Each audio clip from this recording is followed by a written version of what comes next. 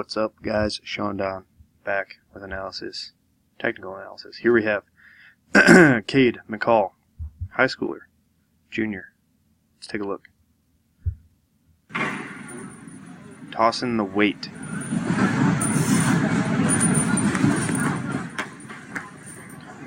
Okay, so just a couple big things will make a big change in your throw, Kade. First and foremost, this first preliminary swing is too big, too fast. No need to bring the weight up that high. That's just, I mean, you're strong enough. It's only 25-pound weight. It's not very heavy. But just what goes up must come down. And then, I mean, you do a good job flattening it out, but you don't connect quite early enough. So make this big preliminary swing smaller, flatter. Just bring it across. No need to bring it so far up and so far down. Just kind of a waste of energy. Otherwise, as you come through on the sling start, pretty solid weight distribution here. A little bit more on the right side than the left side, but not a huge deal because you shift back over and get nice and balanced as ball comes closer to zero. Otherwise, off the sling start, as you can see, your eyes are already peeking around the corner, and your left side is straightened out. You're doing a good job of reaching over here with the right side, but you need to do a better job of waiting for the ball to pass through zero. As you can see, once the ball gets to about 45 degrees before zero, you start to shift your hips back, which is no good. Set your posture. Always keep your hips forward towards the ball. If anything, you want to not sit your shoulders back, but lean your shoulders back. That's how you get your sort of pendulum motion instead of the hips. But otherwise, yeah. As ball comes through zero, you can see your head and eyes peeking. Everything's more or less in line except for the head. That's the main thing that leads, and that's not that good. So try to keep your eyes more off to the right. Probably think about like 2 o'clock. If zero is 12 o'clock, think 2 o'clock. Keep your eyes in the 2 o'clock direction until the ball gets to about here. Keep your eyes on the ball. Your eyes should be straight forward as ball comes through zero. Other than that, like I said, your arms are nice and extended, but your right leg doesn't really do much throughout the throw, which is why your hip shifts back in the entry. So as ball comes through 270, you're reaching with this right arm, and then you should also think about pushing this right leg to shift you over to this left side, but then also think about turning it, double action. Turn this right foot as the ball passes, turn with it, and that'll prevent this hip from shifting back. This left hip should stay more or less where it is. Maybe shift back a little bit, but not so dramatically. As you can see, it comes back nearly a foot or so. And your hips, like I said, are just kind of away from the ball. It's inefficient throw. Otherwise, yeah, calm the head down. That's one of the bigger things right now. As you come through 90, you see head still peeking, hips are a little bit away, and you're just back away from this left side. You're heavy on this right side. Try to get this knee a little bit more forwards over this toe. That'll let the ball go a little bit more left, which is exactly what you need, because what happens is, and this is where your big hiccup in the entire throw is, this is what kind of throws you off, is as you come through 90, the ball kind of hits a low point of sorts, because once again, what goes up must come down. So you go that big preliminary swing, you come through and you lift up just a little bit. You can see your hands rise just slightly through zero, and then what goes up must come back down.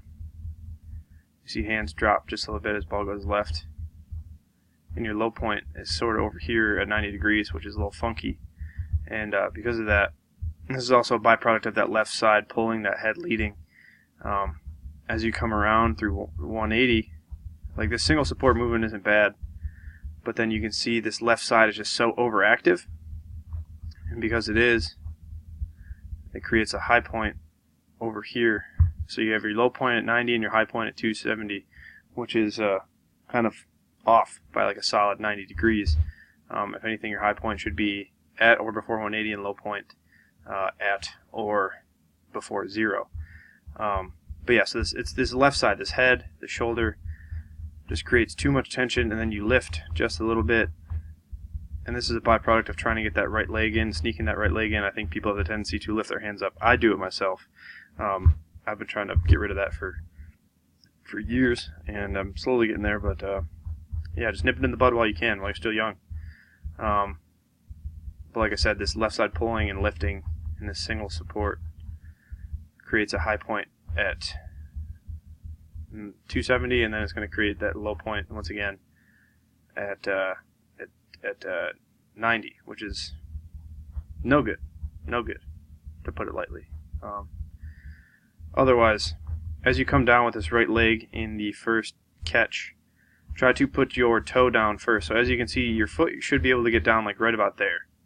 Your foot should be at least down there, but since you go for the heel, it doesn't get down until about 3 frames later, which is a lot of time in hammer throwing world.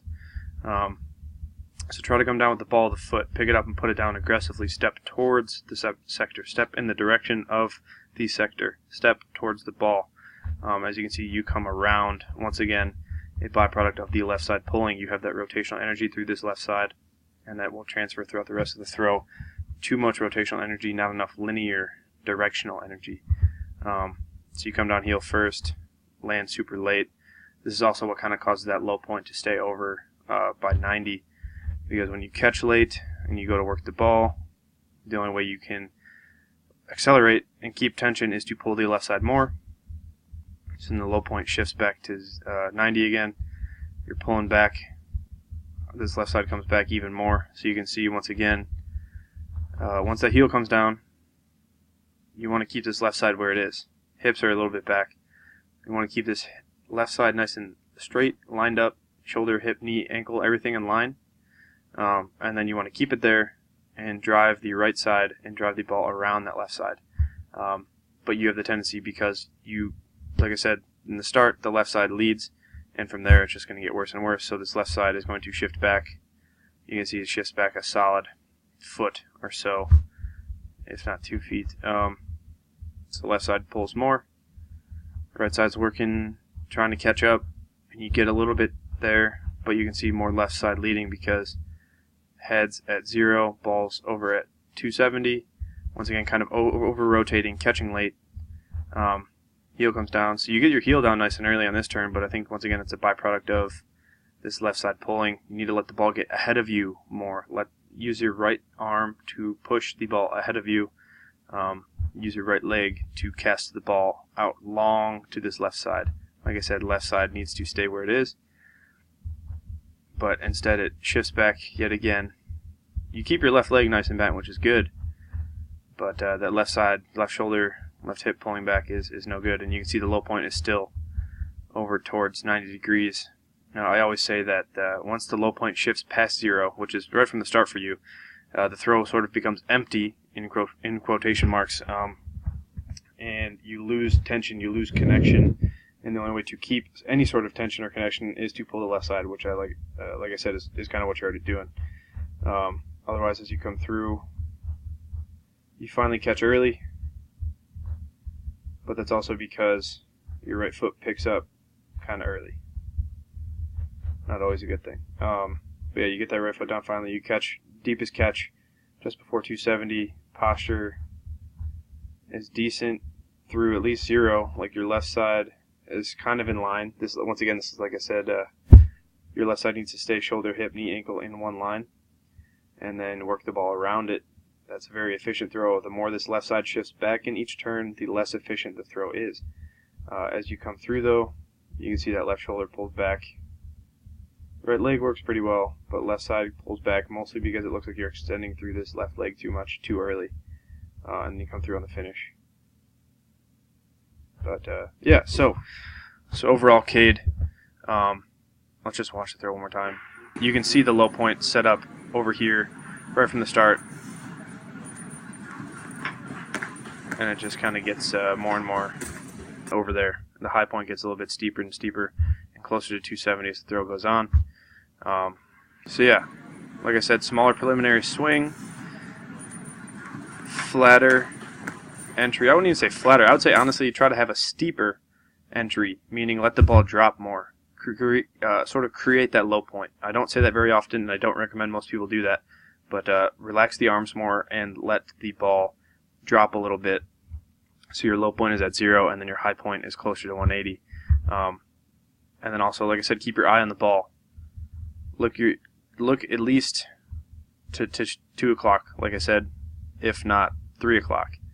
Look straight over to your right and let the ball pass. Keep your eye on the ball and let the ball get free. Let the ball go ahead of you out to the left and then chase it. Drive that hip forward towards the ball at this point. Step forwards, catch nice and early, and then repeat for 2 more turns. And you'll have a good throw in your hands.